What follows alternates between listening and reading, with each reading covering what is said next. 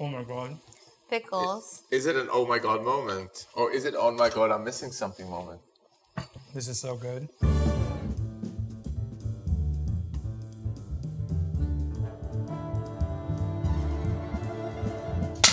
Are we ready? We're ready. I'm Toum, And I'm Noor. and today we're making Toum, which is Toum, Toum, yeah. Which literally translates to garlic in Arabic.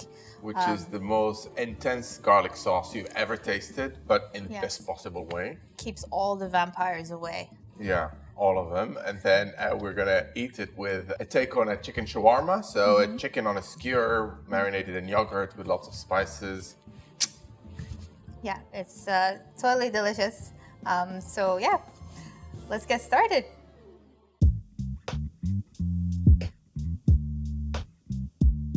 So we've got some yogurt here, not that much yogurt, but the yogurt is really important in tenderizing. I've got some ground coriander, so roughly that much, and then cumin.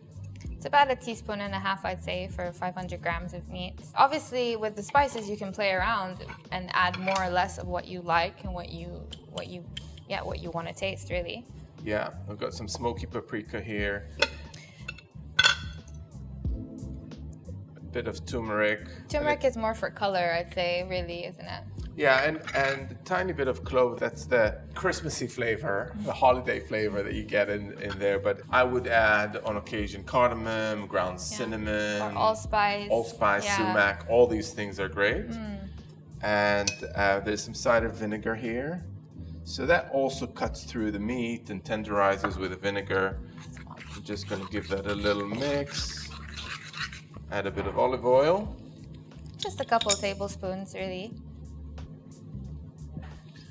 And finally some salt, which is about 1 teaspoon. And some black pepper as I well. leave that to you. This is when we got such a great collaboration going on here.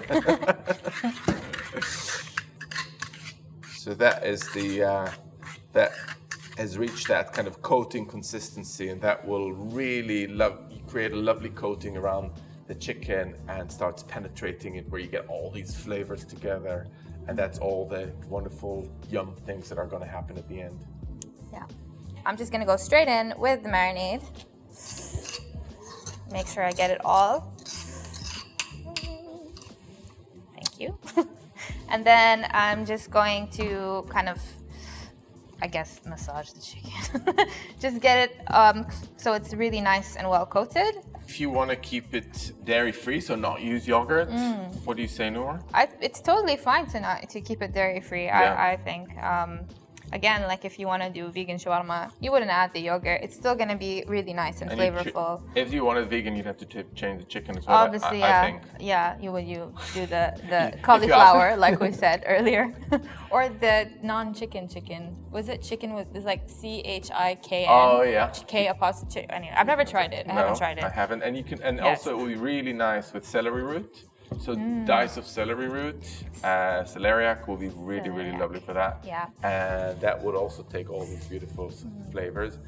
And we'll cover that and put it in the fridge. Yeah, we'll just cover it with a plate, put it in the fridge, let it marinate for a couple hours or overnight, and we'll come back to it in a bit.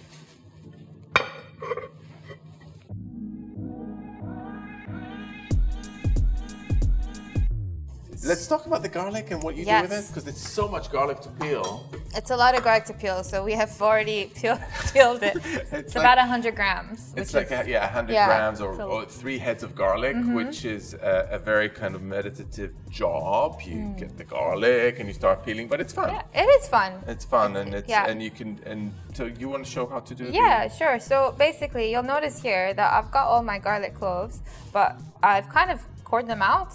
So you want to take the white part. You can see it here, it's like a little bit woody. Sometimes it's quite green. You want to take it out because it is a bit bitter. You are having raw garlic paste after all. So just it doesn't have to be perfect. Just get a small knife. I use this like little serrated one, and just kind of just do that and just chuck it in there. It's a bit like the inside of a pineapple, right? You want to get it out Yeah. of the way, and Yeah. for different reasons. For different reasons. For different reasons, yeah. Some people do this all the time with their garlic. They remove like the any garlic insides. they use? Yeah, but I mean, I just don't I think really. It's a bit much.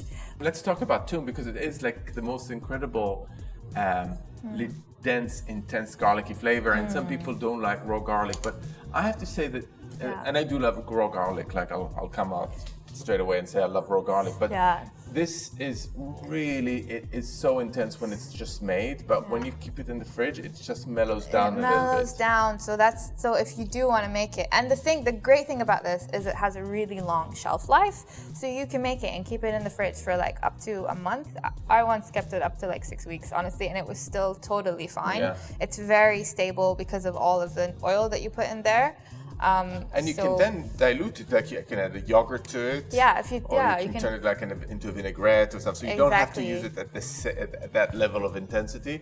But for garlic lovers, that's what you want. But it is so special that we dedicated a whole page to the vampire slaying Toum, plus 2 recipes in our cookbook. 2 recipes for this. Yes. And it's well worth it. Yeah. And salt, right? Yeah, about a 1/4 teaspoon. And we start with a tiny bit of oil, like a tablespoon or 2. That's just to get it going, I guess. Yeah, to start breaking it down. Yeah. Because once you add a lot, it's more difficult to break the garlic down. Now we're gonna let it go for about 2-3 minutes just to like chop it up and really aerate the garlic.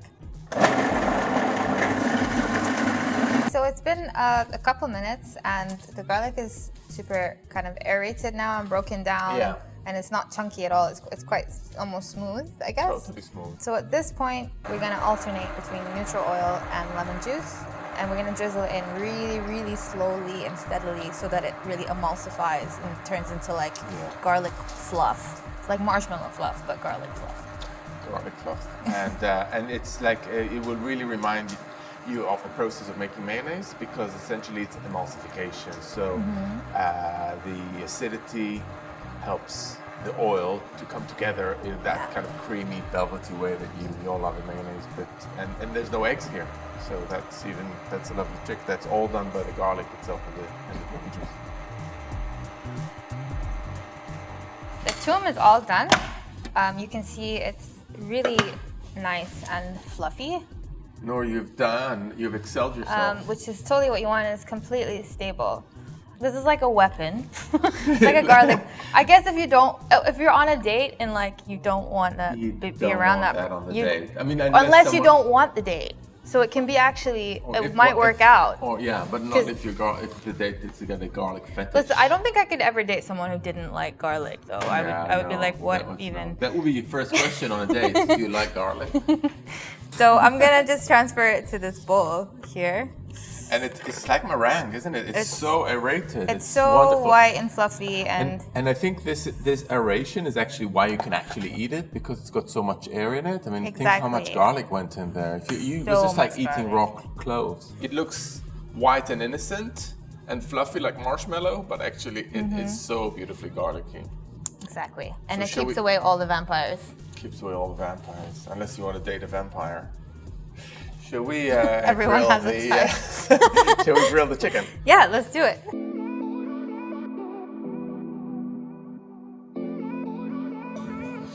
So I took the chicken out of the fridge just to come to room temperature, so it's not fridge cold when we cook it. Do you want to skewer and I'll grill? Yeah, sounds great. So I'm using these metal skewers. If you don't have them, you can just use wooden skewers that you soak in a bit of water for about half an hour, just so that they don't burn when you put them on the grill. And you don't have to skewer, so that chicken can go straight on the grill. Totally. Also fine. Yeah. You could also do this in the oven as well if you don't wanna grill or like set off your fire alarm in your flat or whatever. That looks nice. Yeah. Yeah. So I think that's about a good amount, That's right? good, yeah. I'll put it straight on the grill. Okay. Thank you. All that smoke. So these chilies are just really nice to sit there on the plate. Yeah. So here we're gonna do about 3 minutes on each side to get it really nice and grilled. And then because the meat is quite big pieces, we're just gonna stick it in the oven for like 5-10 minutes to get it to cook through all the way. And don't be shy about letting it sit there. It won't burn. But if you don't get that intense color, you won't get that flavor because color translates to flavor when it comes to grilling. Yeah. It's really important. Exactly. And when you see the meat and the chilies with all that flavor, it completely transports you to a marketplace where people just cook in public. So should we put this in the oven? Oven, yeah. The oven's at 200 degrees. I'd say like 5-10 minutes. You don't want to overcook it at all. Yeah.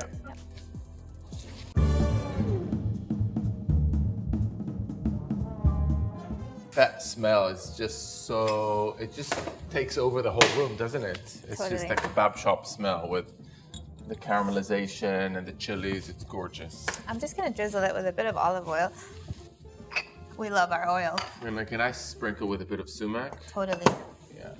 So that sumac with its acidity will add that another layer. Obviously we've got yogurt and vinegar there, but these are like pops of acidity. I might also squeeze some lemon juice over it. Okay, juice. It looks delicious. So, shall we start the assembly? I think we Just should. a moment. In the book, in Shelf Lab, we have a recipe for a really easy pita bread. But we've got a flatbread here, which we ourselves bought today, right? Yes. This is the essential part. You need to get all that. That's all flavor. So just get it all in there. And that's why you got the bread underneath, because that just soaks it like a little sponge. It's just so nice. This is like the best. This is date food. Date food. You'll really find out if someone loves you, if they can handle you with Toum. I kind of want to eat all of this by myself, but I think it's not really It's not the done thing, is it? No, it's not really a Middle Eastern platter if we don't invite everybody to come to the buffet. Guys, would you want to join us in digging in? Yeah, If you ooh. insist. Here, I'll come this way. We do insist. This looks so good. All right, well, help yourself. You need the vehicle. Okay. Oh, Okay. this is it's a feast, isn't it? It That's really beautiful. Right, what do I need? I feel like Fries? very. Yeah, you no, need of fries. course. Need fries. I'm gonna eat this. I don't know. Off camera is how you're gonna eat it. Why are you hiding Why are you hiding it, Ty? So let's see. Oh my god.